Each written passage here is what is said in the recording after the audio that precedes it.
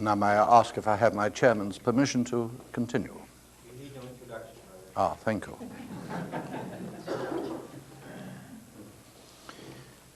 By the end of our last session, we had made ourselves a table of contents of the book of Daniel.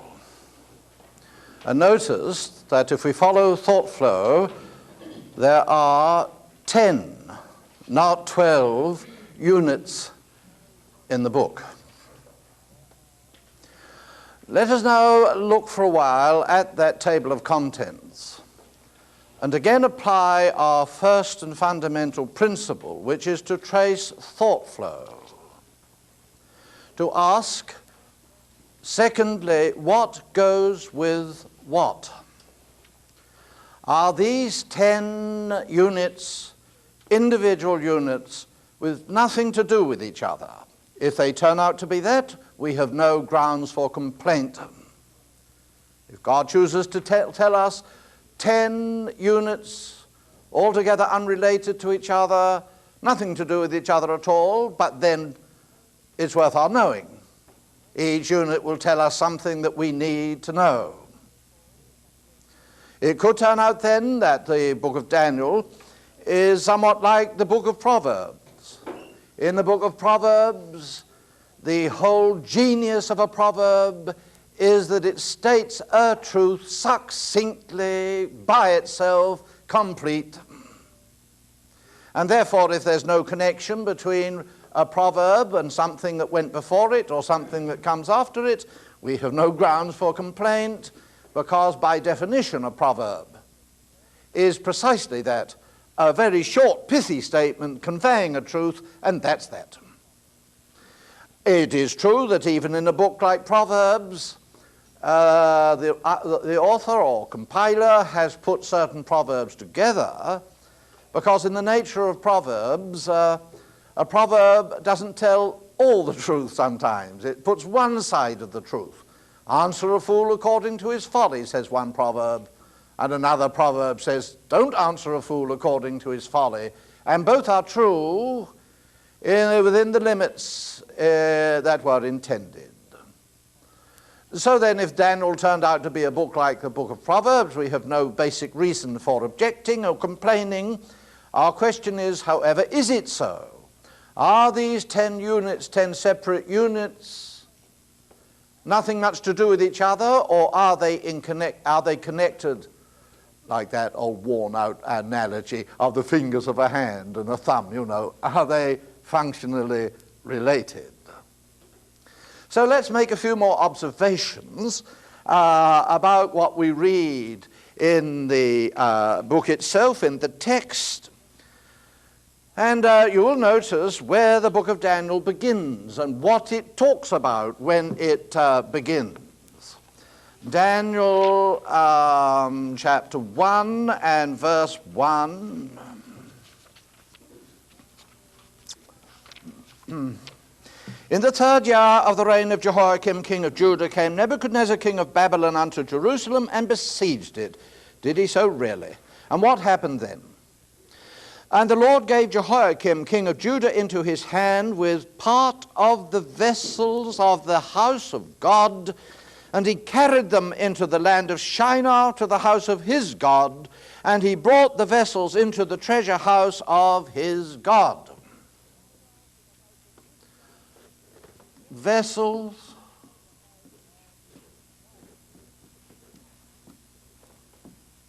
of gold from the house of the Lord at Jerusalem, where they were dedicated to the service of the one true God. And he brought them, and be it said, with the kind of reverence a pagan would show, with all the reverence he knew how to give them, he brought them and put them in the house of his God. He was an old pagan, of course. He didn't understand how wrong idolatry was. But he showed his reverence to the God of Israel as he would have showed his reverence to all the other gods. He may have well thought, as rumor that he did, that Marduk was the chief of all gods and was specially interested in Master Nebuchadnezzar, and Nebuchadnezzar paid him handsomely for being thus interested. But while Marduk may have been the chief god, well, the God of the Jews was a god to be respected, and he brought his vessels and put them into the temple of his God at Jerusalem. What shall we make of the statement? Is it, like preachers do, just setting the context, getting people interested in the thing?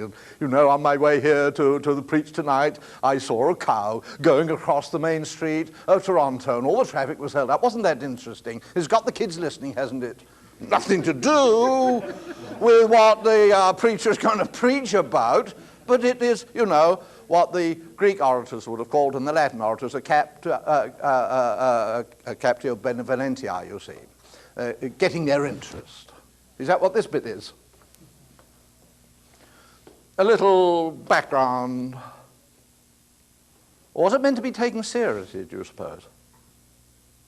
These vessels of gold. Are they saying something profound that needs to be understood? That God would allow a pagan emperor to take these holy vessels from his temple and put them in the house of his God in Babylon, of all places. Wow. So anyway, we tuck it under our caps and go on reading. Should it occur anywhere else, of course, the memory would recur, wouldn't it? And do you know where they occur again? Oh, you do, don't you? I ask you because I'm afraid you'll think I'm making it up. I'm not, am I? I'm not going to write vessels in where they were never written in by Daniel. But the critical thing here in the story are the vessels of gold. Yep. Yeah. It was not simply when the banquet started. It was at that crucial moment when Belshazzar came to decide a question that had been niggling in his heart and conscience for months and perhaps years. Now he came to his decision at last. He had been told about Nebuchadnezzar and his conversion, and how he'd been an old, licentiate, proud, arrogant monarch, and then had this mental breakdown or whatever it was, and turned and lived like an animal, and then had an experience of the living God and returned to sanity. How many times had he heard it from the Queen Mother till he was sick of hearing it? And this night he was going to decide what life was about.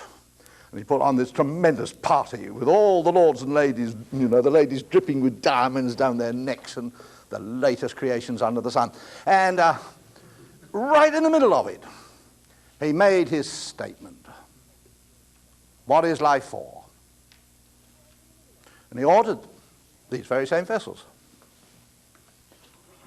to be brought out of the temple where they'd been put and set before him. And the king, before all his nobles and ladies, raised his flagons, these golden vessels, and drank thereof himself in that moment. Came forth the fingers of a man's hand and wrote upon the wall. Dramatic stuff, isn't it? But do you see how that, so to speak, brackets that lot?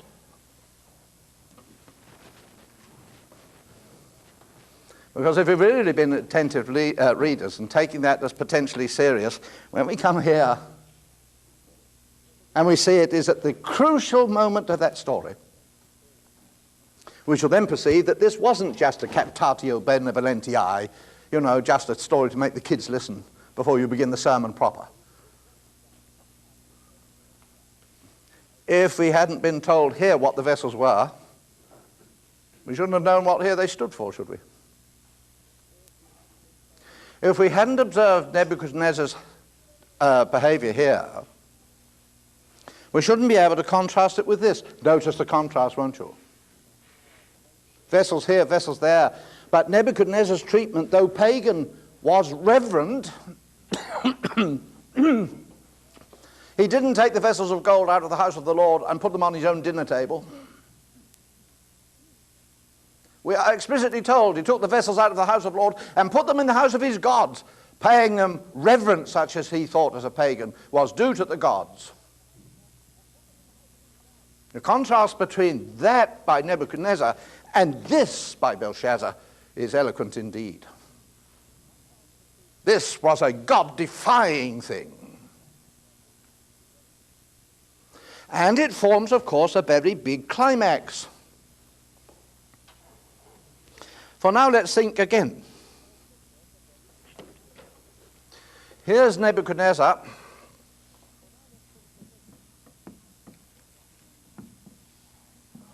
And he was king of Babylon.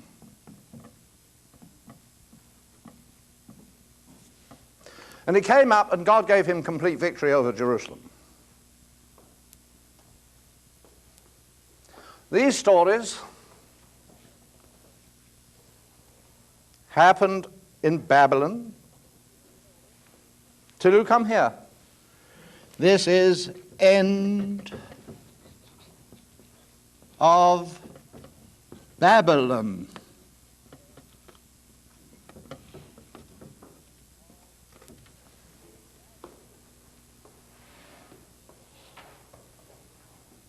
When you start this side, you've gone over to the time of the Medo-Persians, and the king is a Persian, it's Darius. It doesn't matter that some of these visions may subsequently be dated to the earlier time. The fact in this sequence of thought, here Babylon begins in the destruction of Jerusalem, here Babylon ends. Here God allows Jerusalem to be destroyed and the vessels of God be taken. But here, the misuse of those vessels comes at the crucial point when Babylon is destroyed. There is then a thought flow going between these opening verses and the last verses of chapter 5. Is there not?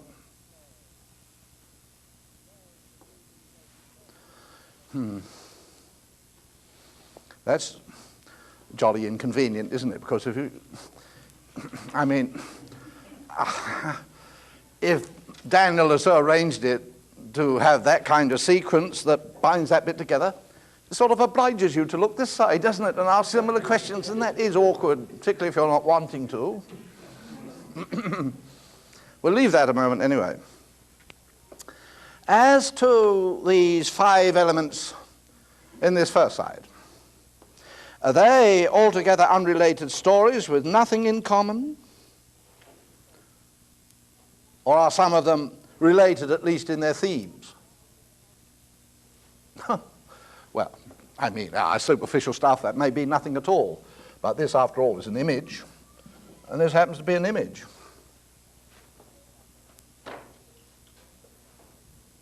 2 images. And for that matter, you'll say, these stories we observed in our first session are not altogether separate, are they? Because when you come to the story of Belshazzar, and Daniel comes in to interpret the dream, then Daniel, staring his majesty straight in the eye, says, "And you knew all this about your father? Your dynasty, the man preceding you in the dynasty, Belshazzar, you knew it all? You knew how he was warned, how he defied God, continued in his sin, how he was cut down, and how he was restored? You knew it, Belshazzar? And in spite of being warned through knowing how your predecessor was warned, you defied the living God. There's no restoration for you, Belshazzar. The writing on the wall says that you're weighed in the balances and found wanting. Tonight, your kingdom shall be taken from you and given to the Medo-Persians. That night was Belshazzar slain. And if you were preaching, as you do when you preach it, don't you? Of course you do. At whatever level you preach it. You can't preach this story without preaching that. You might say, they're twin stories, aren't they? But you know, we might as well say in some sense, they're twins. Both have images. It is a fact, however, you know, isn't it, what?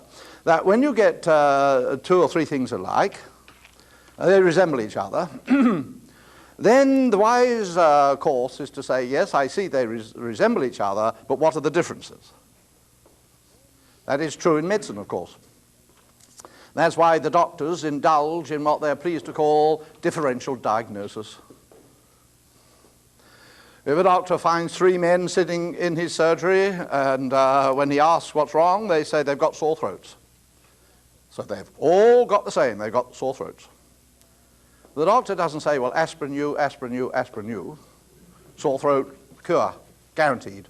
No, he first asks the dear first gentleman to open his mouth, and he peers down the opening and says, have you been at the football match recently and shouting your head off? Well, serves you right. Now you've got a sore throat. The cure for you is to go home and shut up for the next 10 hours. The second man is told to open his mouth, and as the doctor peers down the cavern, says, I fear you've got laryngitis, my man. You need some penicillin. Sore throat, but then the difference is all important, isn't it? He tells number 3 to open his mouth, looks grave, and said, if you don't mind, I'd like to take a specimen. I'm going to send this away for examination.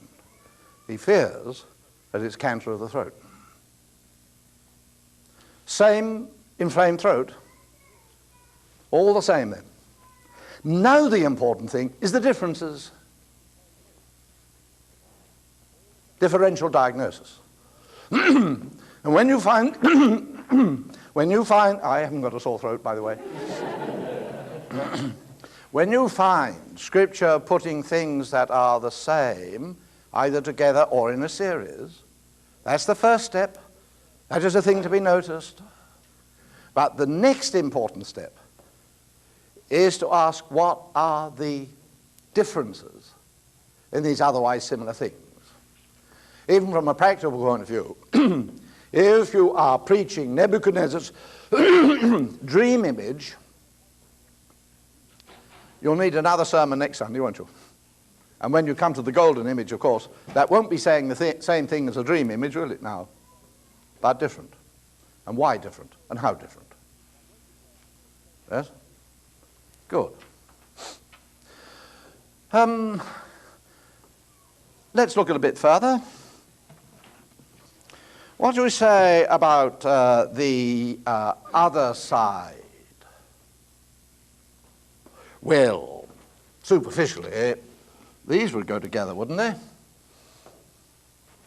2 visions of beasts. They have that in common, that they're visions of beasts anyway. Though at once, of course, the differences strike us. These are 4 beasts, and these are 2. And secondly, here the story is how the beasts were destroyed and the kingdom given to the Son of Man. But with these beasts, no mention is made of the Son of Man and his coming kingdom. You watch the systematic theologians, and they'll take these dear beasts and herd them together with these 2 beasts, and they'll argue which beasts are which. And are these beasts those beasts, or those beasts this beast, and which is which beast? Very good thing. You must do it, of course. And for certain reasons, it becomes absolutely critical.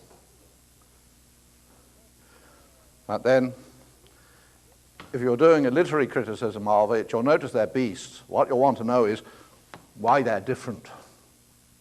Not are they the same, but why are they different? And why, if you've had 4 beasts, do you have to have another 2? Or even if they're the same beasts as 2 of these beasts, why do you have to have those 2 repeated? What are these saying that those aren't saying? The similarities are important. The differences are even more important. Yes? Anyway, those strike you as a pair, don't they? What about those last 2?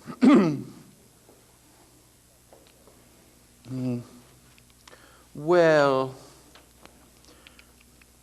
have you got Daniel 9 open in front of you?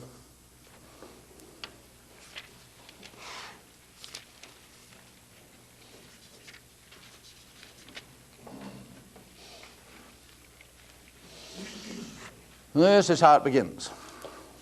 In the first year of Darius, the son of Ahasuerus, of the seed of the Medes, which was made king over the realm of the Chaldeans, in the first year of his reign, I, Daniel, understood by the books the number of the years whereof the word of the Lord came to Jeremiah, the prophet, for the accomplishing of the desolations of Jerusalem, even 70 years. And that understanding by means of the books, of course, once more, isn't just a little interesting background, but nothing much to do with what's to follow. It is key to what follows. Daniel's prayer wasn't based on mere patriotism run wild or jingoism or anything of the sort. He came to plead before God because, first of all, he'd found it written in the books. That is, the prophecies by Jeremiah that Jerusalem should be destroyed and left fallow and laying waste for 70 years. And with Jeremiah, that was an exceedingly important part of his prophecy. The false prophet said, nonsense. Jeremiah ought to be put in prison for saying such stuff. They won't be away 70 years, 2 more years perhaps, and they'll all be back, you see, said Hananiah, the false prophet. And Jeremiah said it was rubbish. Events proved it was rubbish. It wasn't going to be 2 years. It would be 70 years. That is an exceedingly important part of Jeremiah. And the timetable, of course. But as the 70 years drew towards their end, Daniel set himself to pray on the basis of the books. The books.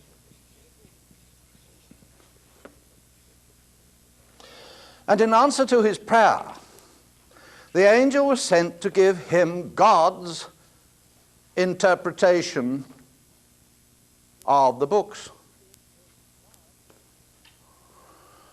Yes, Jerusalem would be restored. Within 7 years it would be restored, but not fully and finally restored. For Israel had continued in her sin. The discipline on Israel with the destruction of Jerusalem had not brought to the captives and the exiles in Babylon the repentance that was due before God. They continued to break his covenant. God would honor the promise of the books, therefore, and restore Jerusalem, but not completely. This wouldn't be such a restoration as Isaiah had talked of in his golden terms, of the Lord's house being established at the head of the mountains and the nations flowing unto it and all that. Not yet. In fact, there are times of great trouble ahead. And the interpretation that God gives of the book now, perhaps you would like to call it a revised interpretation or something, would be that to the end desolations were determined. And it should be 70 times 7 before Jerusalem should be finally restored. So this matter of the books is exceedingly important, and their interpretation. What do you suppose the last vision is about? 10, 11, and 12. The angel brought Daniel, did he not, a tremendous bit of prophecy, telling him how, in great detail, the history should develop in the succeeding centuries. Well, where did he get the information from? Look at chapter 10, if you will, verse 20. Then said he, Knowest thou whereof I am come unto thee? And now I will return to fight with the prince of Persia. And when I go forth, lo, the prince of Greece shall come. But I will tell thee that which is inscribed in the writing of truth. Oh. So if this is the books, this is the writing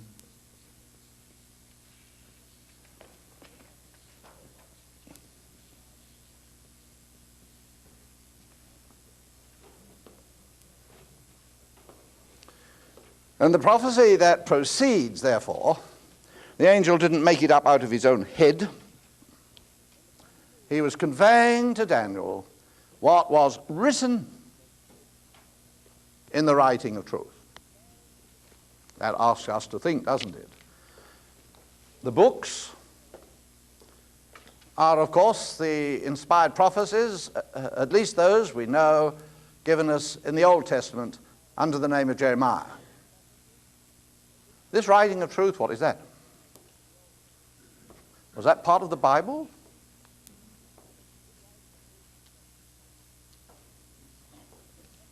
Was it biblical exposition? Well, it wasn't when the angel gave it, was it? The angel, if it had been written in the Bible, the angel wouldn't have said, I come to make you know what's written in the Bible. Goodness me, if Daniel couldn't read the Bible for himself, he was a pretty poor Jew. And if we can't read the Bible for ourselves, we're pretty poor Christians, aren't we, what ho? What was written in the books, Daniel could read and prayed for illumination. When would it be fulfilled? But what was written in the writing of truth, he couldn't read. That wasn't the Bible. That is referring to the decisions and counsels of God, written, so to speak, on the heavenly tablets.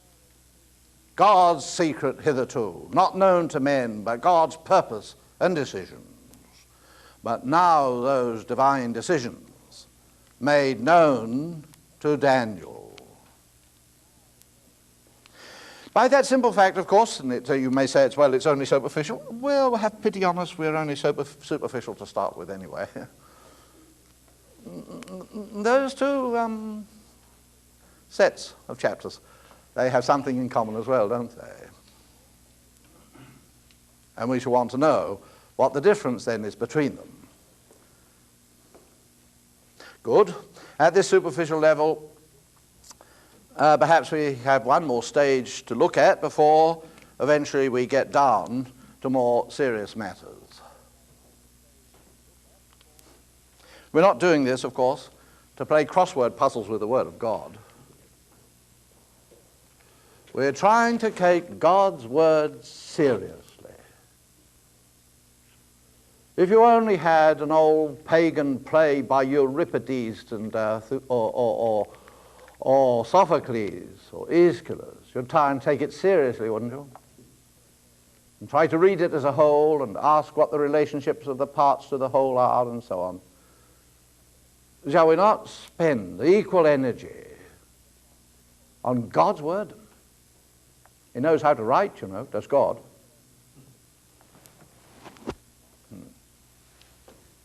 But now I'm full of hesitancy. I don't know if I say what I'm going to say, whether I shall get out with my life, you'll say.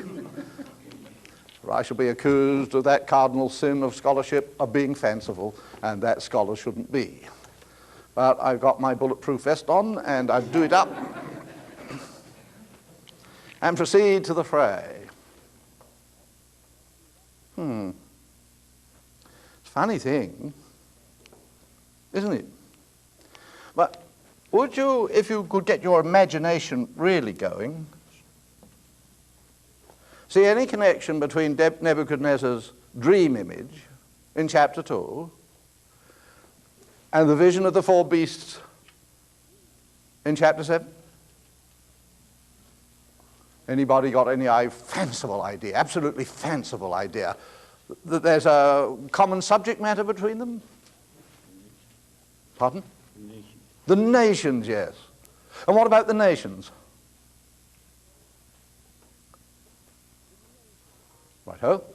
Coming as another way. Daniel's dream image, gold, silver, bronze, iron, and clay. What on earth are they all about? They are a succession of metals. And they represent strength, yes, good. Different types of strength. What? Characteristics.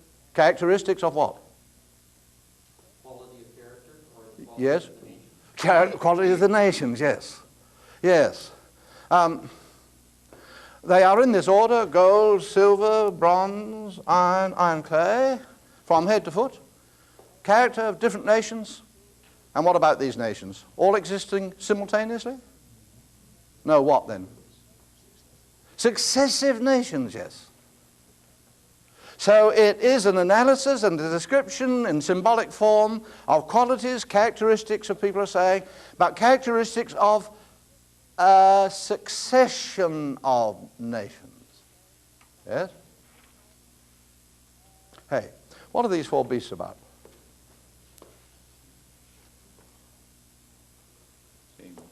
Pardon? The same nation. Yes, the same nations, sir. And succession of nations. Yes, so if this is succession of nations, this is succession of nations, and the same nations, Mr. Brooks points out. Come now, we shall need some differential diagnosis now, shall we not? Why on earth, if you've got one image about the succession of nations represented by metals in an image of a man, do you need another vision of the same thing, succession of nations, but this time under the figure of succession of wild beasts? And we notice, following our business of differential diagnosis, that the gold, silver, bronze, iron, and clay are eventually destroyed by the stone cut out without hands, which grows into a mountain. And that stone represents? Pardon? Christ, yes, and his messianic kingdom, under the figure of a stone. When the four beasts are done away with here, the messianic kingdom is described, isn't it, in form of a stone cut out without hands? Here? How is Christ described here?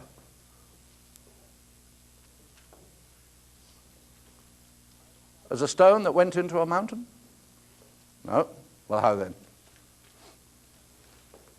The Son of Man. Yes, the Son of Man, sir. Not a stone, but the Son of Man. And before we're finished, we shall have to account for the fact that we are given two critiques, not just one, two critiques of Gentile power. Two analyses of Gentile politics. Two descriptions of the succession of nations from Nebuchadnezzar onward. The Gentile nations, therefore, their political power and their political regimes are described twice, but under very different symbols.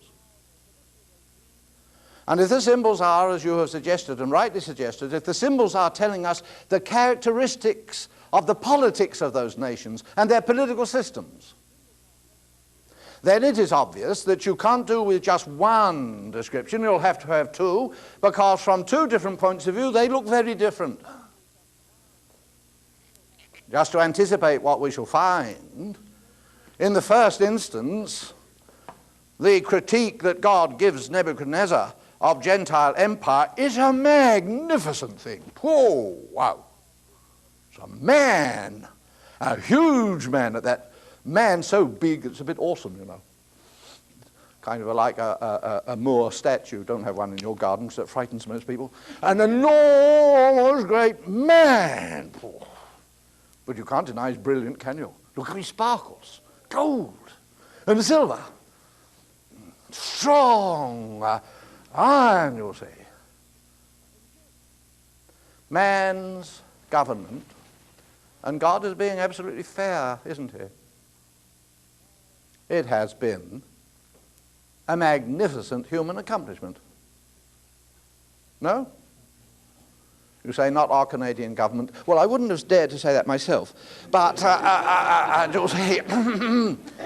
but even you, I think, would prefer your government to living in a forest along with lions and tigers and each bashing each other and pulling your wives along the ground by the roots of their hair and all that kind of thing.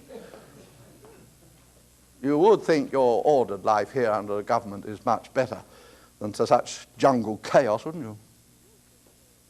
Like the Greeks thought that man's progress from living in a jungle, beastly and horrible and nasty,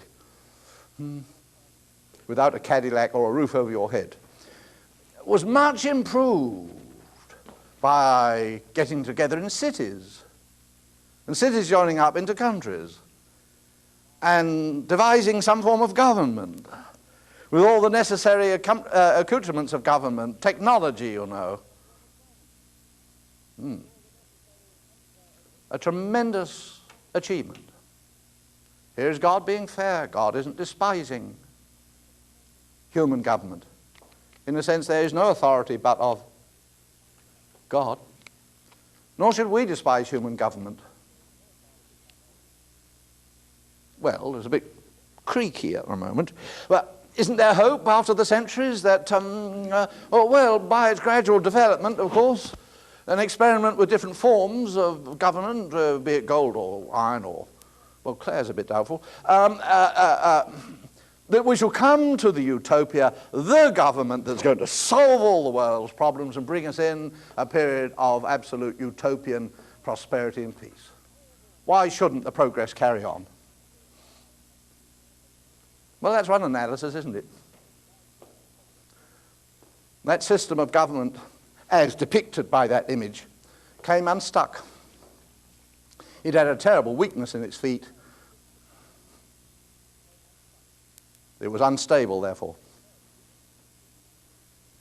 Eventually it was destroyed, and its place taken by a stone. Wow. When you first see the contrast, it's a bit off-putting, isn't it? Here's a beautiful image, the latest in technology, and how smooth. They could have made an image like that in Babylon. They had all the technology, gold and goldsmiths. There's no savage affair, this isn't. Some totem pole. Oh, excuse me. I didn't say that. Take that off the record. But this was a beautiful artifact of technology. A dream one, of course. And it's all smashed, and its place taken by a bit of raw stone. Come. What kind of a way is that to describe the Messianic kingdom? Well, you'll have to tell me that tomorrow when we get time. Does the symbolism make sense? Because you see, when you come the other side, you've got another analysis, another description of those same empires. It's a very different description. Not now a sophisticated man, a big man. 4 wild beasts. It's a very different analysis. What's this, God now being rude or something about human government? No. It is the simple truth. This is not some preacher exaggerated and going over the top. It is a fact. Wild beasts, you know, are quite, well, they're quite good in their own way, aren't they? Remember being in Kenya and taken by a dear missionary to see some lions. And he was an intrepid kind of missionary and drove the car or the van right up to a dear lion as near as we are to that wall there, you'll see. And we didn't feel particularly threatened. I closed the window up because the lion had very bad breath. But, as you see, other than that, he was quite a benign creature. He just had his breakfast on a giraffe and was sleepily pleased with the world, and us in particular, you'll see. It's a wild beast. But you know what? if I didn't ask the lion to share its breakfast, you see, because lions have this. If they were hungry and you were the only breakfast in sight, I'd have no compunction whatever. The name of the game is survival. They must have the raw material to live. And if they have to do it, morality doesn't come into it. Not find the lion sitting down pondering, now should I take Gooding for my breakfast or not? Now is it a moral thing to do? They are amoral. I don't understand morality. Survival is what is the question. They are what you might call, if you used a political term, power blocks. That are quite civilized, as long as they're not threatened. I remember I was in that great country, not far from here, which is America. And in a moment of imprudence, talking of this Daniel chapter 7, I said, you know, if America one day were threatened with its oil supplies, the morality of the situation wouldn't come into it. They've got to have the supplies. And survival would be the name of the game. And morality wouldn't really enter into it. And then the oil supply was threatened by one Saddam Hussein. And they went for him, didn't they? That's power blocks. Talk to any theory of politics that you know on earth, and they would say, but what can you expect? Governments aren't individuals. Individuals have to consider morality. But governments, their job is to protect the nation. And in the last analysis, morality doesn't come into it. It is survival.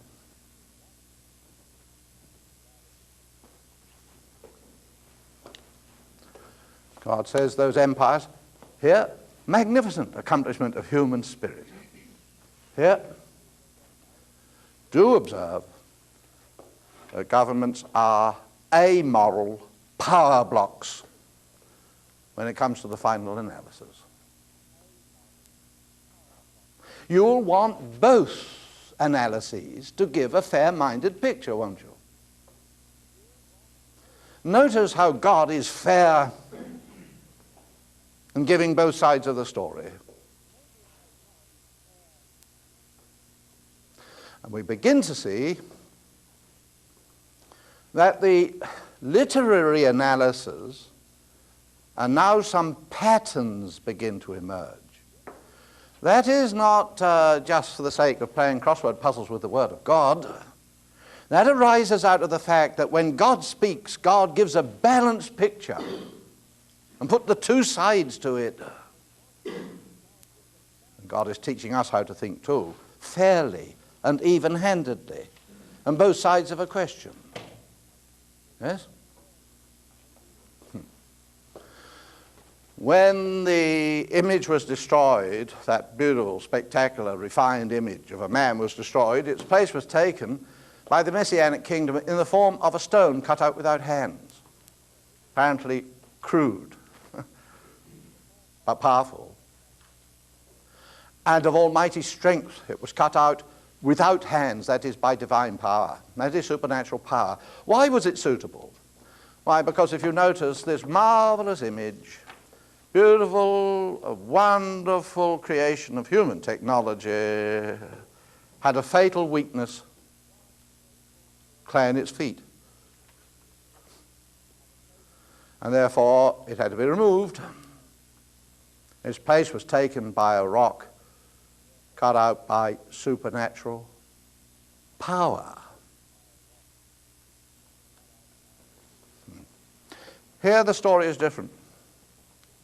These beasts, that's what governments are.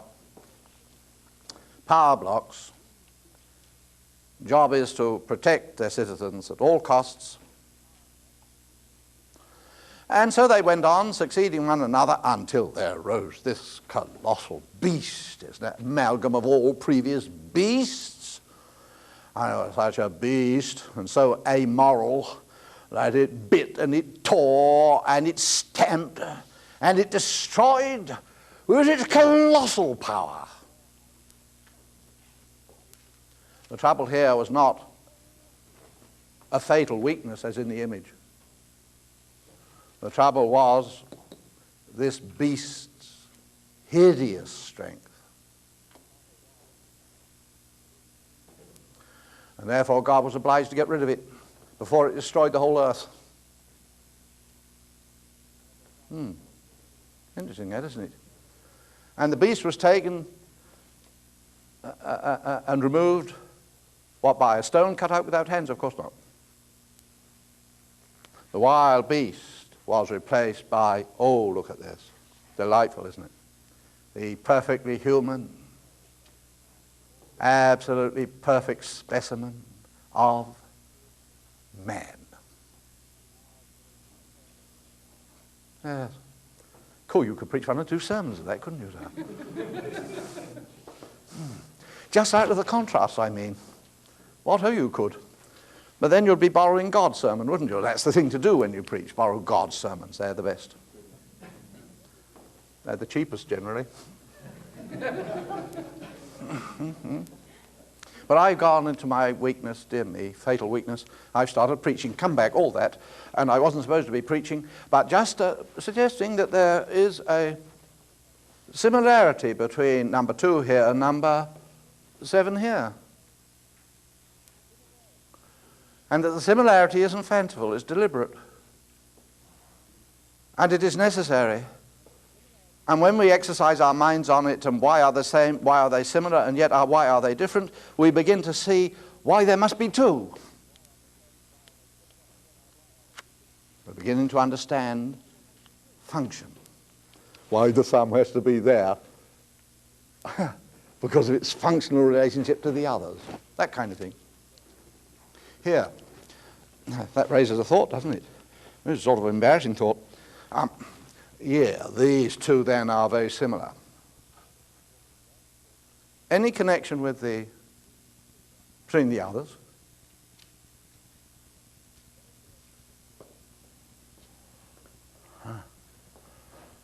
That would set your question, wouldn't it? I'll do the easy ones if you do the hard ones, yes? Look at this thing here.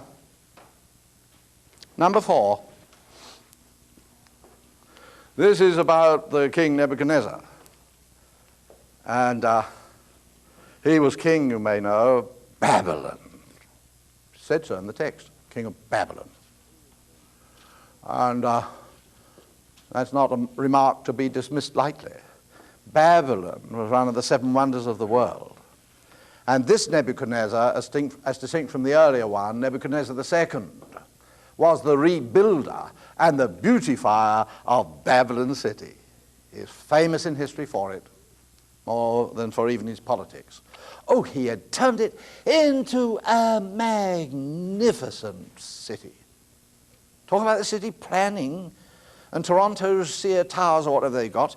Babylon, you'll say, was a magnificent thing with its magnificent temples and its ziggurats and its gardens that weren't after all hanging, so they think, but we still call them the hanging gardens, you'll see, and the river running through and the magnificent boulevards and the old Ishtar Gate. Oh! If you haven't seen it, well, sell your shirt and go to Berlin in Germany, east, and go into the Pergamon Museum and see the tiles that came off and were brought by Schliemann to Berlin. The tiles that came off the Ishtar Gate itself. Magnificent bits of work. If you had them in your bathroom, you'd never cease showing all your guests what the beauty of these tiles with their embossed artistry and symbolic figures on them. Oh, the last word. And he had been responsible for this magnificent city. Yes. But he was warned of his pride. We shall have to come back to that another day. And when he refused to repent, he was cut down. For in his dream he was likened to a beautiful tree, performing the functions of a beautiful tree, God's gift to men. And Nebuchadnezzar had gone perverse. So his tree was cut down. Have it? For 7 times. 7 times shall pass over it. And then the king was restored after 7 times. This is Babylon.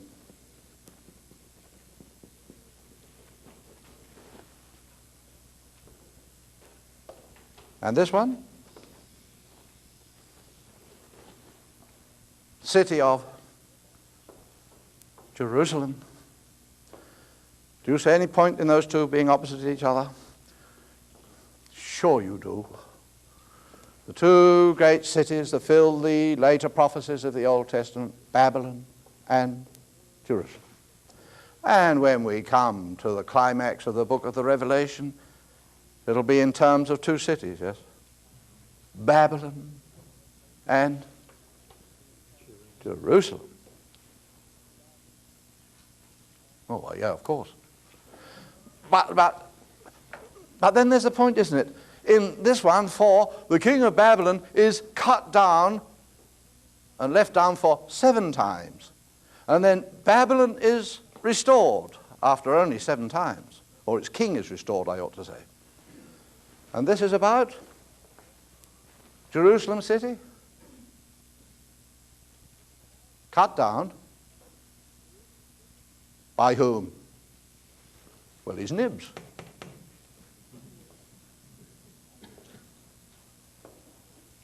God's axe to cut down Jerusalem. Nebuchadnezzar himself. He, when he misbehaved, is disciplined by God. Isn't that interesting? That God is interested in an old pagan king and takes the trouble to discipline the king and talk to the king and cut him down under his judgment and then restore the old king. Oh, God is generous, isn't he, Waldo? Concerned for Gentile kings. And restored Nebuchadnezzar after 7 times, even though old Nebuchadnezzar had been in God's hand the implement for cutting down Jerusalem. And Jerusalem should be cut down. How long did you say? Oh. Cut down 70 times 7. Do you agree with God's sense of proportion?